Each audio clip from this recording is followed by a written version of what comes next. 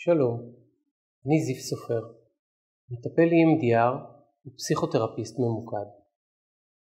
הן כתושב הדרום והן כמי שמטפל כבר מספר שנים בחרדה וטראומה, אני מכיר היטב את המצוקות והקשיים שעולים מתוך המצב הביטחוני המורכב בו אנחנו חיים, בעיקר בשבועות האחרונים. לכן הכנתי עבורנו מספר טיפים שיעזרו לנו לעבור את התקופה הקשה הזאת קצת יותר בקלות. הטיפ הראשון שלי הוא לשמור על שגרה. השתדלו עד כמה שניתן לשמור על סדר יום קבוע. השגרה וסדר היום הקבוע נותנים לנו תחושת ביטחון וודאות, וזה דבר מאוד מאוד חשוב ליכולת התמודדות שלנו. הטיפ השני שלי הוא תרגילי הרפאיה. תבחרו לכם תרגיל הרפאיה אליו אתם מתחברים, שנוח לכם איתו. למשל נשימות או קיבוץ והרפאיית שרירים. תרגלו 3 פעמים ביום, 5 דקות כל פעם. ככל שתתרגלו יותר, כך תוכלו להשתמש בתרגילי הרפאיה גם במצבי מצוקה, למשל בזמן המזעקות או בחדר הממ"ד.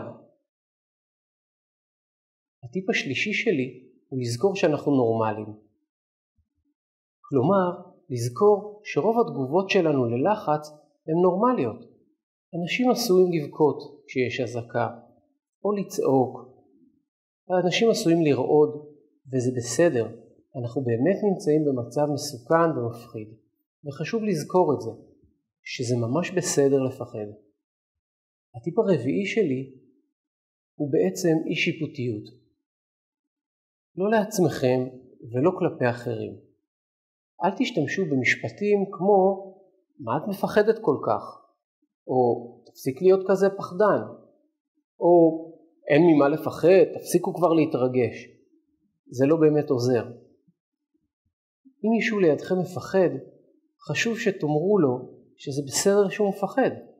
תנו לו יד, חבקו אותו, זה באמת מה שמרגיע אותנו, תחושת הביחד. הטיפ האחרון שלי הוא לדבר על הדברים. לחלקנו יש נטייה לשמור את הדברים בבטן, לא להוציא אותם. אולי כי אנחנו לא רוצים להעיק על אחרים, אולי כי אנחנו מתביישים במה שאנחנו מרגישים, אבל זו טעות. השיתוף עוזר לנו גם לאוורר וגם להרגיש חלק מהביחד.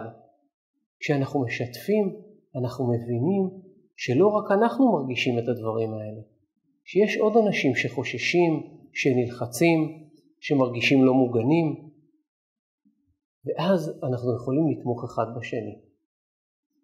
אני מזמין אתכם להיכנס לאתר שלי ולהירשם כבר עכשיו ללא עלות לסדרת הוידאו טיפים להתמודדות עם מצבי חרדה. בתקווה לימים של שקט. להתראות.